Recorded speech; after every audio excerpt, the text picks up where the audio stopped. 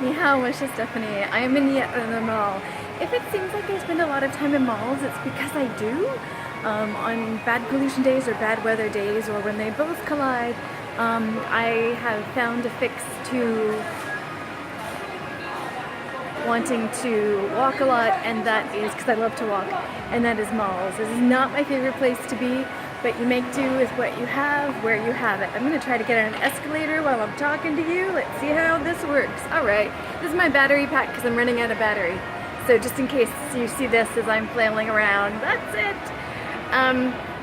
So I just want to talk about time management, because although I talk about my daily plan, my weekly plan, my yearly language learning plan, I did a whole bunch of planning tonight after my listening, because I started chapter 4 and it was so overwhelming. I needed something familiar and approachable, and so that was my plan for my life, not just for my studying. So I have two podcasts, this YouTube channel. I'm studying Chinese, and I work technically full-time, but I'm not working full-time. I'm basically working half-time, but it's my visa job, so blah, blah, blah. And then there's, fun. And I'm in a bunch of reading clubs, and there's something else. Oh yes, exercise and being outside the house, not necessarily outside in parks like I'd like to be as much, because of the reasons I mentioned when I first started this video. So what I did tonight is I actually tabulated the number of hours I think I'm spending on the two podcasts per week, and I think it's about 12 to 14 hours per week. I don't know how to tabulate how much time I spend on the YouTube channel, because honestly, as I'm studying, I think of ideas and then I press record and I do it. So there's zero prep, and I don't edit, which you've noticed, I'm sure, painfully before. So this is easy, and this is just a natural extension of me studying.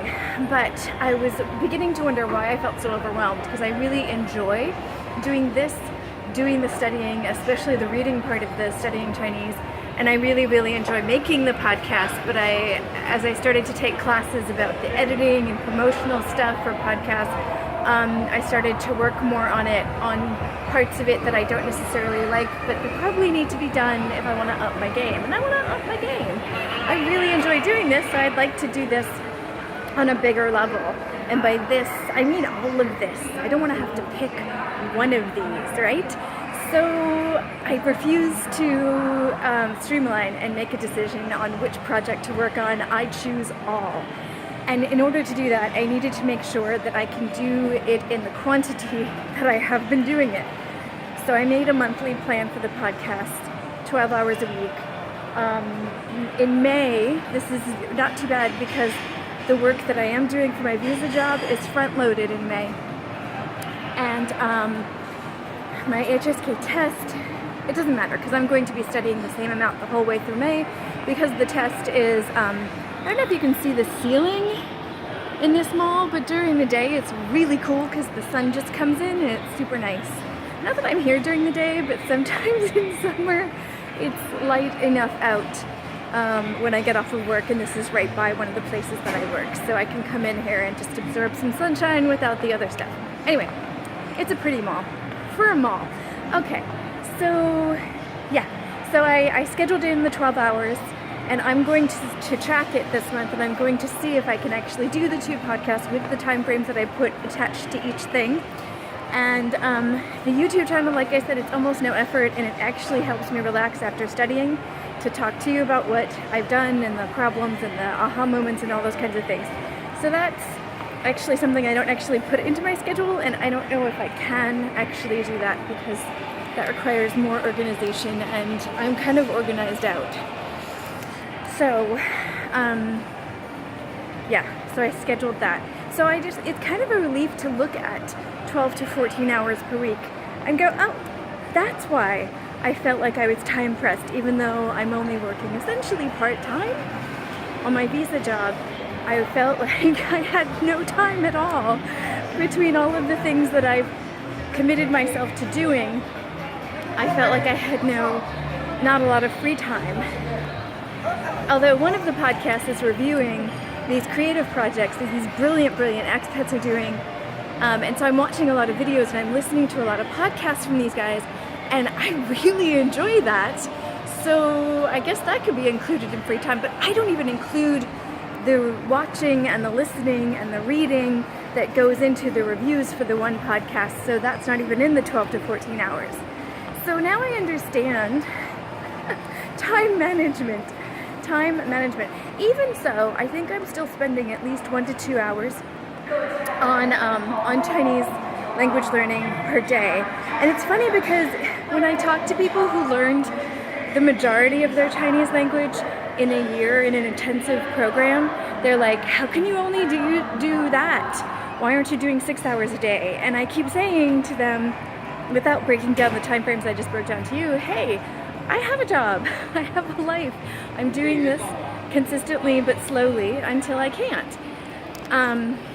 Or until I get there, whichever comes first. But a lot of people are really, like, you have to do it intensely or as long as it takes. And I can't do that. That's not really how I learn. So, and then you have the other people, like I say, I'm studying 1 to 2 hours a day, and they say, wow, oh, I hate see-through floors. Check this out.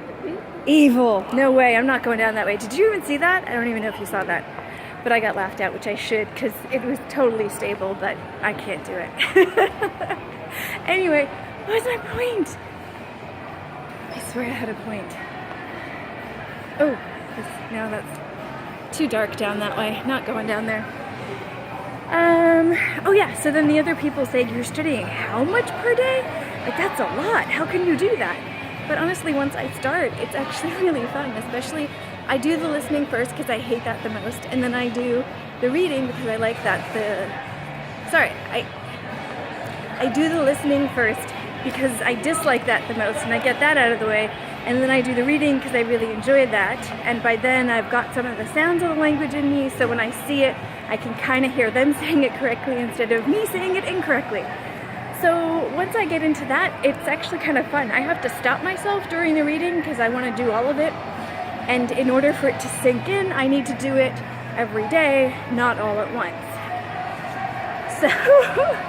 So here's my time management thing. 12 to 14 hours a week on 2 different podcasts, not each, total. About 1 to 2 hours a day on Chinese language learning. About 6, 7, 8, 9, about 9 days a month working for my visa job, and about 2 or 3 afternoons for different book clubs, and then all of the time to review the things that I watch and have fun with for one of the podcasts, like hours of video and hours of podcasts and hours of audiobooks and that kind of fun. What do you spend your time on when you're not language learning? And when you started language learning, did you have to assess the other things that you were spending your time on? And did you get rid of anything? Because I can't get rid of anything. I spent way too much time. I spent 2 years burning myself in a PhD program that I inevitably left but learned a lot from.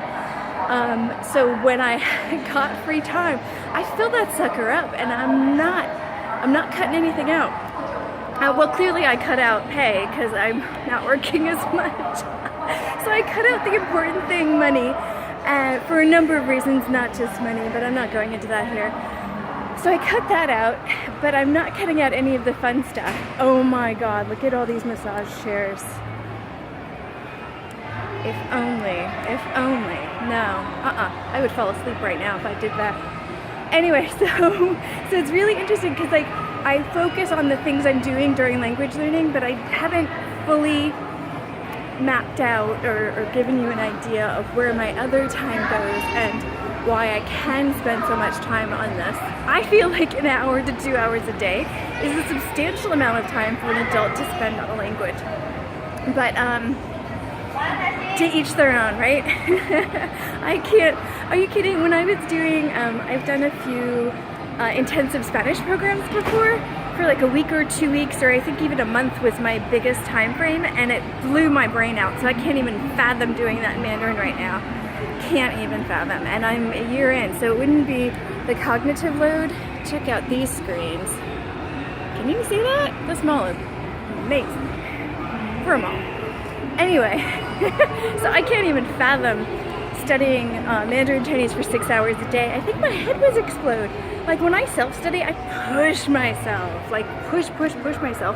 And after an hour and a half, my brain's falling out. So I switch activities as much as possible so I can keep going, but keep going in a way where I'm still learning and I'm not, where I'm still learning, but learning different things in different ways.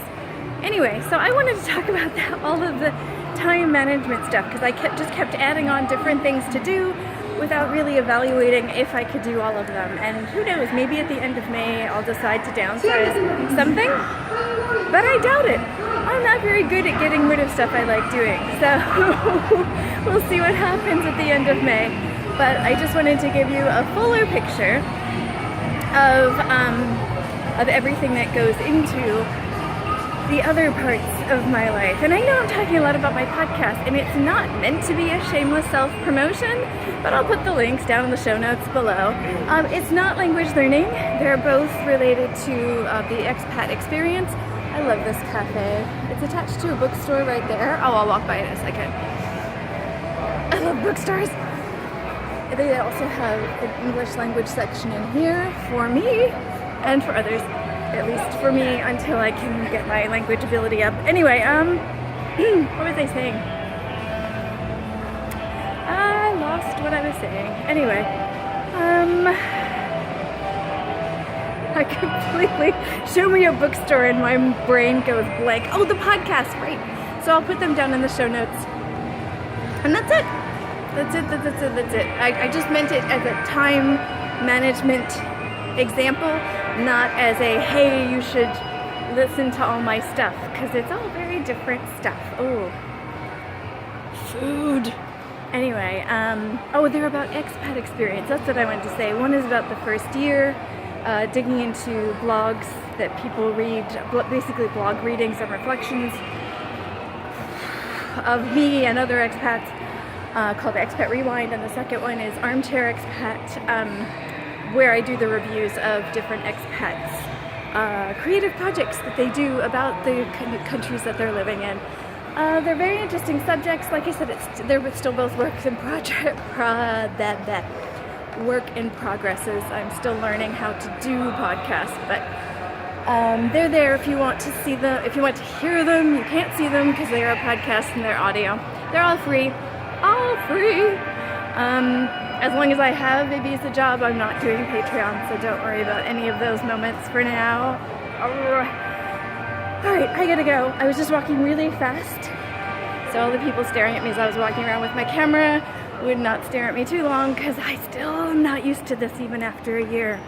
Ooh, let's end with this picture behind me, because there's so many visuals in this mall. Oh, that looks weird. That looks like... Okay, Sachiam.